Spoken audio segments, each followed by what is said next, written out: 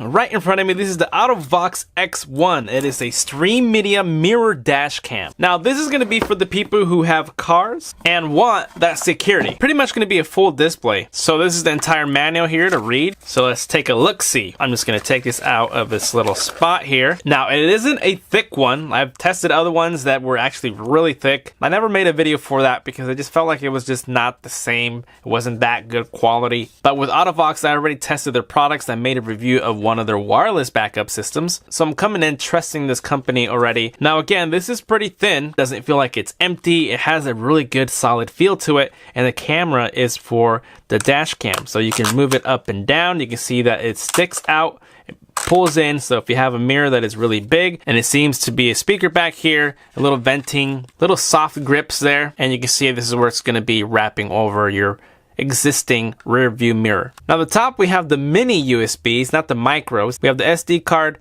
there's the GPS plug-in, and then we have the AV. The bottom, there's going to be the power, and obviously we can take this little thing off here. So let's move that. And obviously this is pretty reflective. Looks like a normal mirror, nothing out of the ordinary. Okay, so that's the main unit here. Now let's check out what else we get in this box. This is normal. This is probably the straps in the back that will wrap around. So this is where it's going to be wrapped around. Very rubbery. I feel like it's not going to be noisy at all if you have rattles, so that's good. So this is going to be one that you wire up the back of your car. So you got the reverse camera here as well. I'll be testing that. We got the carport plug. These are really long cables. And then we have a much longer cable to route underneath the carpet, the seats, the side molding, whatever it's going to be on the panels to hide the wires. It's going to be around 20 feet, I would say.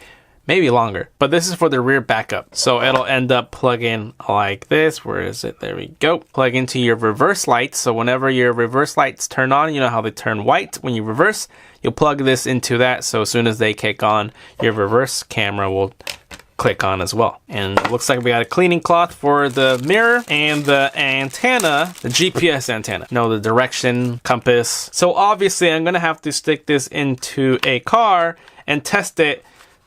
So let's go do that. Is that gonna work for it? Tiny one. Oh my Lanta. It's gotta be your little tool bag thing. There's this and then here's this. Oh, Jesus Christ. Keep in mind, different vehicles is different procedures. It's gonna be a lot easier or harder, but this is on the Chevy Cruze. You just take off the paneling, trims as well, and drilling if you want to get more professional and hide the wire a lot better, as what we're doing here, so we don't see the wire anywhere. You can have it so many different ways.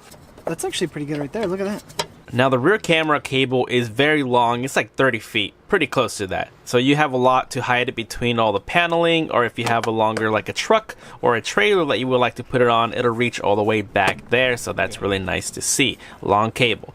Tuck it underneath wherever you want to, or put it underneath the carpet. And most vehicles have pop-out panels, so you can tuck them underneath stuff. You don't really need tools. And here for the tail light, we have to remove so that we can wire in the sensor, so whenever we reverse, it'll kick on. Now your mirror camera just goes over your existing rear view mirror, but you got these rubber bands that will loop over, and it keeps it really tight. Just remember to move the camera out of place so that it gets more flush. And whatever is easy for you, you can leave it on the mirror and then connect all your wires like your power, USB. That is your rear view camera.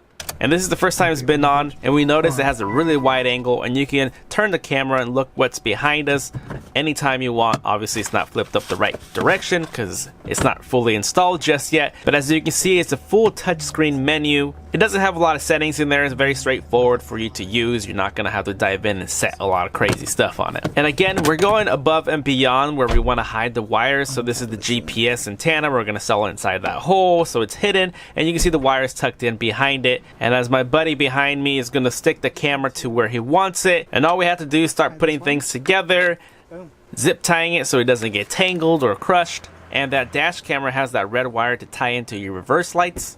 So whenever you put it in reverse, it comes on automatically. You don't have to touch any buttons. It does it automatically. And voila, you have your backup camera.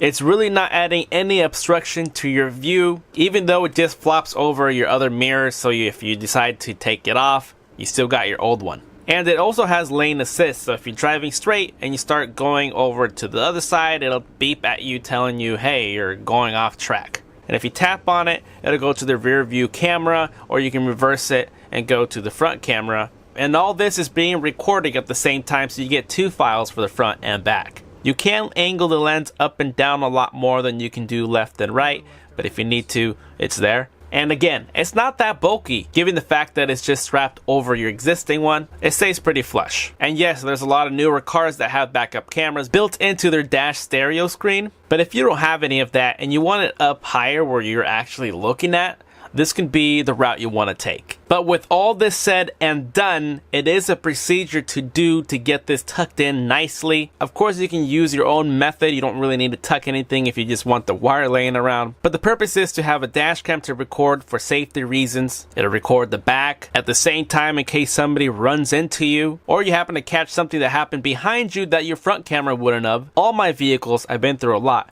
I always install a dash camera. You never know what's going to happen, and I want to have that recording security. If you like the test samples that I provided, you already know what to do. Try it out for yourself, and as always, I will see you guys next time. Later.